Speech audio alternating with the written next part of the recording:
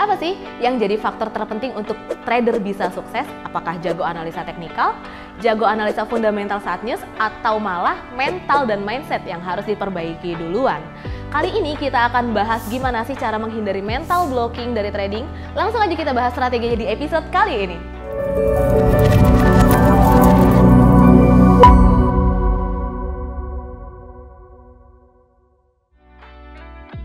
Hai Tradepreneur, kembali lagi bersama saya Caroline dalam program seputar cuan. Kali ini saya sudah sama dengan Coach Obed. Hai. Halo Kak Olin. Nah, kali ini kita akan membahas tentang keresahan trader yang sering banget loss konsisten. Oke, keresahan trader nih, bukan keresahan pasangan.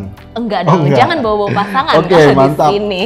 Ya, jadi banyak banget nih Bet, trader-trader yang suka loss konsisten, terus suka juga balas dendam saat trading. Ya. Dan juga banyak trader yang di luar sana yang sering banget salah analisa. Kamu mau tau nggak alasannya apa? Kenapa tuh? Karena biasanya itu trader punya 3 faktor utama. Apa tuh? Ini yang sering, karena aku juga di iClub sering adain consult, karena kita ada portfolio review juga, di CIT juga kita sering ngobrol-ngobrol. Rata-rata kita kalau ngobrol itu 3 alasan ini yang menjadi utama. Yang pertama, itu tidak melakukan analisa. Tidak melakukan analisa ini concern banget. Kemudian yang kedua, greedy. Greedy ini juga bahaya kalau terus-terusan. Yang ketiga adalah mental block. Jadi 3 ini kalau udah jadi satu, dan biasanya kalau udah penyakit adalah jadi satu, ini bahaya. Oke, jadi tadi tidak melakukan analisis, atau kalau trader pemula itu sering disebut trading by feeling ya? Iya, wah kayaknya naik turun nih. Kayak Buy, sell, itu bahaya. Tapi sering banget trader pemula kayak gitu. Aku pun dulu begitu Kak, sebelum belajar. Iya, jadi ngeliat market tuh bukan dari analisanya, ngeliat market, ini kayaknya ada gambar beruang, sell. Gitu, itu bahaya, itu nggak boleh. Oke, jadi memang selain kita trading by feeling, terus tadi greedy, dan yang ketiga itu tadi banyak yang loss karena mental block. Mungkin teman-teman di rumah nih masih kurang familiar, apa sih mental block itu? Jadi gini, kalau kita berbicara tentang mental block, itu biasanya suatu kondisi di mana kita itu udah nggak percaya diri lagi nih sama diri kita.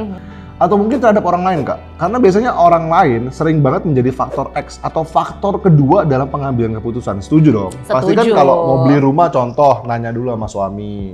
Mau trading mungkin tanya dulu sama pacar. Nah itu biasanya menjadi faktor yang membuat kita terhubung terhadap mental block ini.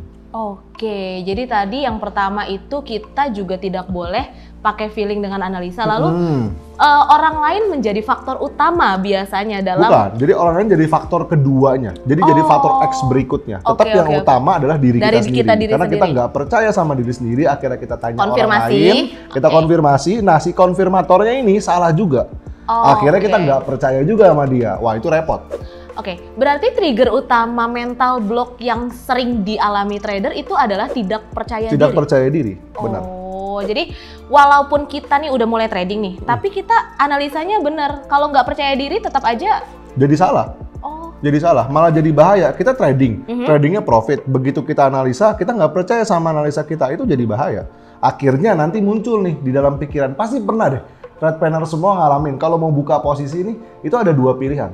Mata kita ngelihatnya buy, hati kita ada yang bisikin sell aja bos, sell aja bos. Nah itu bahaya.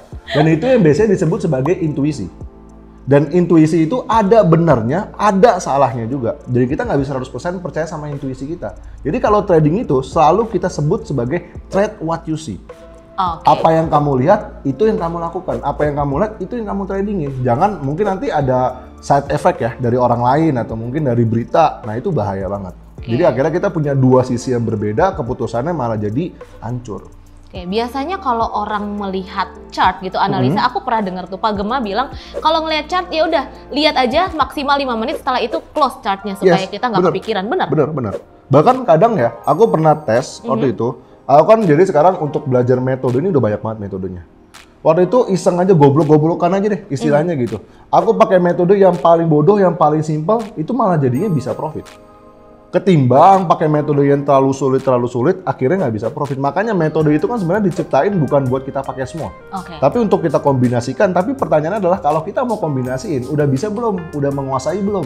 Jadi jangan sampai kita belum menguasai metodenya, tapi udah kita pakai semuanya. Jadi yang paling penting kuasai dulu metodemu, baru kamu kombinasikan, dan baru kamu gunakan. Akhirnya kalau udah kayak gitu kan kita bisa percaya diri. Ya, betul banget. Tadi Obed ada ngomong tentang intuisi. Yap. Intuisi itu suara hati. dilatih, dan biasanya seberapa besar sih intuisi itu berpengaruh terhadap hasil trading seseorang? Oke, jadi kalau kita bicara tentang intuisi itu kan kita bicara tentang alam bawah sadar kita. Yap. Pikiran Psikologi. bawah sadar. Bukan psikologi, Beda lagi. pikiran Alam bawah bawah sadar. sadar. Jadi kalau kita bicara tentang otak, otak itu ada subliminal brain. Oke. Jadi area di otak kita ini ada yang isinya adalah pikiran bawah sadar kita. Nah, pikiran bawah sadar kita ini biasanya itu terkonek sama mungkin pengalaman.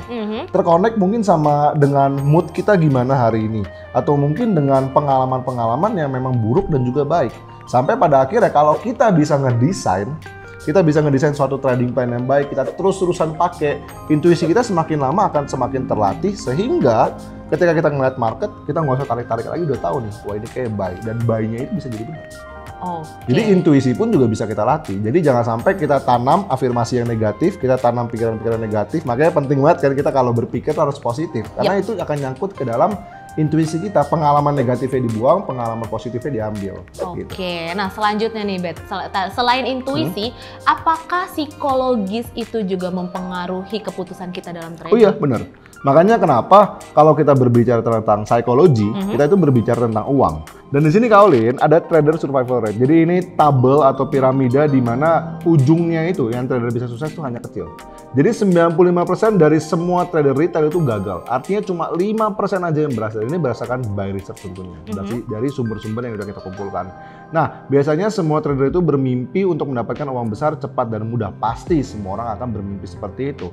Kemudian masuk ke peringkat berikutnya di mana cuma 40% aja dari total orang-orang yang melakukan trading dalam waktu 1 bulan yang bisa konsisten. Di sini sudah mulai terkikis nih semuanya, sudah mulai terkikis. Masuk ke tahap yang berikutnya.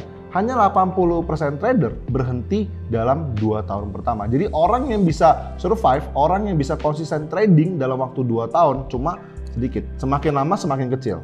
Kemudian masuk lagi ke hanya 7% trader yang bertahan setelah 5 tahun. Kemudian masuk lagi hanya 1% trader yang bisa bertahan konsisten profit. Karena konsisten itu susah. Kita punya habit, mungkin habit yang buruk gampang. Tapi habit yang positif itu susah banget untuk kita tanamkan. Sama lah kayak kita berperilaku kan sebagai manusia. Kita berperilaku negatif gampang, berperilaku positif yang susah. Jadi kesimpulannya Bet, dari piramid yang tadi Obed jelaskan, hanya 1% trader yang bisa bertahan trading konsisten selama lebih dari 5 tahun. Iya benar. Lalu sisanya kemana? Sisanya ya akhirnya kemakan market, atau mungkin mereka jadi akhirnya nggak ngerti cara trading lagi. Karena pernah satu kondisi di mana aku ngalamin konsul di E-Club, ya, dia ngerti analisa, dia bisa belajar, dan dia juga udah terapin money management. Tapi itu semua nggak cukup kalau kita nggak bisa terapin secara konsisten. Karena hari pertama kalian profit, hari kedua kalian profit, hari ketiga kalian profit, 3 bulan kalian profit konsisten, akhirnya kalian jadi sombong. Semua manusia pasti bisa sombong. Jadi overconfidence. Akhirnya apa kalau udah overconfidence, balik lagi semua masalah-masalah yang jadi ntar greedy. Jadi ntar dikit-dikit FOMO, dikit-dikit gampangin market. Kita gampangin market, ujung-ujungnya salah sendiri analisanya. Jadi penting banget nih pengendalian mindset untuk bisa fokus pada trading plan yang sudah kita atur gitu ya. Nah, Tradepreneur, pasti Coach Obed punya dong tips and trick gimana sih caranya mengelola mindset yang benar untuk trading? Punya pastinya kalau Nah, tapi sebentar, kita akan melihat informasi penting setelah pesan berikut ini.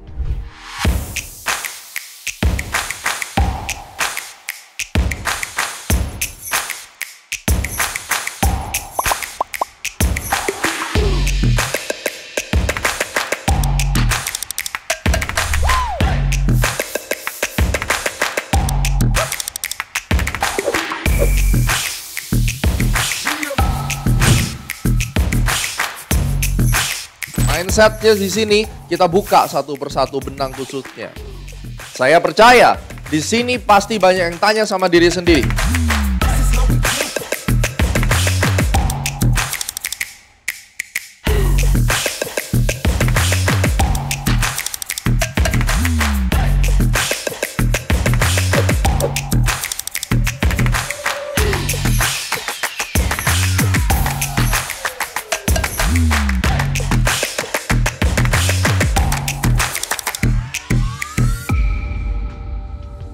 Nah, Coach Obed, pastinya kamu punya dong tips and trick gimana sih cara mengelola mindset yang benar untuk trading. Yuk kita cek nih, tips and tricknya gimana? Jadi gini Kak, aku itu punya tips yang paling simpel. Ini juga aku sempat sharing di Instagramnya Astronaci. Jadi make sure kalian follow Instagram Astronaci karena aku juga aktif bikin reels di sana. Ya, jadi aku selalu bikin tabel.